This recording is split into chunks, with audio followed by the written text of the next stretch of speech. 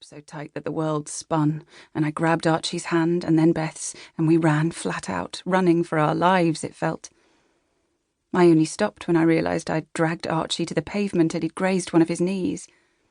We skipped the playground lines and went straight to the office, a mess of tears and blood and fear. Mr. Bell, the head teacher, was a wave of calm and kindness over our panic.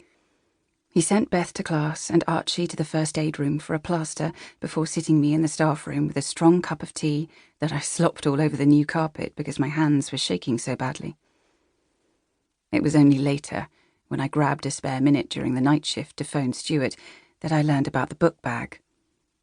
Archie thinks he dropped it when you were running. I'm sure someone will hand it in. They didn't, though. You took it. Another piece of us, of me, that's yours now. I lie awake at night thinking of Archie's reading diary and the comments back and forth between Miss Bagri, Archie's teacher, and me or Stuart. The little notes that are meaningless, really, but somehow feel so personal, so telling in your hands. A final big deep breath in before I down the last dregs of tepid coffee from my mug, grab the car keys, and ready myself to open the front door. Wait here, I say, throwing a glance back to Beth and Archie, who know without me telling them that they're not to move until I've checked the doorstep. I yank open the heavy wooden door a few inches, just enough to peek out without the kids seeing the tiled doorstep. It's a doll's head today.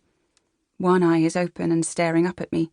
The other has been burned into a melted hole. I bite the side of my mouth, keeping my scream inside, and slam the door shut. "What is it, Bubby?" Beth asks. It's nothing. Of course she knows it's not nothing. It's always something. But how can I tell my children what's out there, what you're doing to me? I run through the house and grab one of Detective Sergeant Church's clear plastic evidence bags. Go sit on the sofa, I say, shooing Beth and Archie away, and put the TV on. They move without complaint, and when I'm sure they're gone, I open up the front door and scoop the doll's head into the bag, careful not to touch it. I can taste the coffee rising at the back of my throat, but I work quickly, desperate to get back to the kids and make things normal for them. At least there's no glass this time, smashed into 1,000 shards for me to sweep up.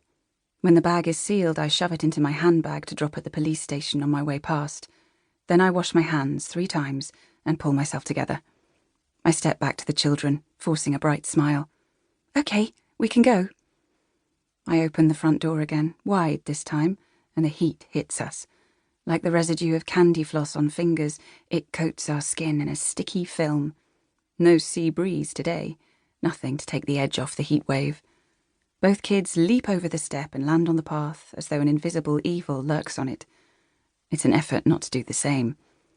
We hustle to the car, parked further down the road than I'd have liked, but with no driveways, the cars on the road are packed tight on both sides, like starbursts in a tube, and we can't always find a space right outside our house.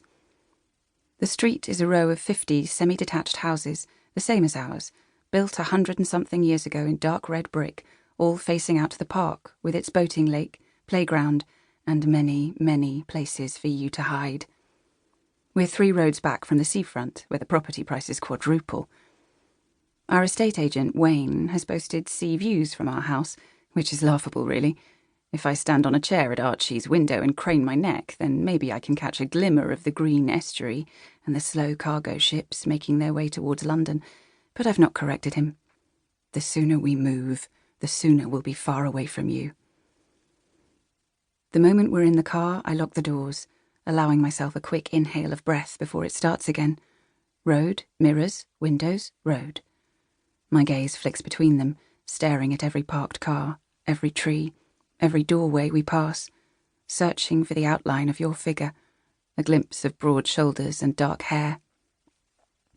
We stop at a pelican crossing, the green man beeping in time with my indicator as the children and parents flock towards the school. There is laughter and shouts of, "Hello!" They look so happy, so oblivious. They have no idea how fragile their lives are, how quickly everything can be stripped away. The green man disappears. The last stragglers dart in front of our car. My hand reaches for the gear stick, my left leg already easing off the clutch. And that's when it happens. I feel you before I see you. That strange sense of being watched that is now sickening.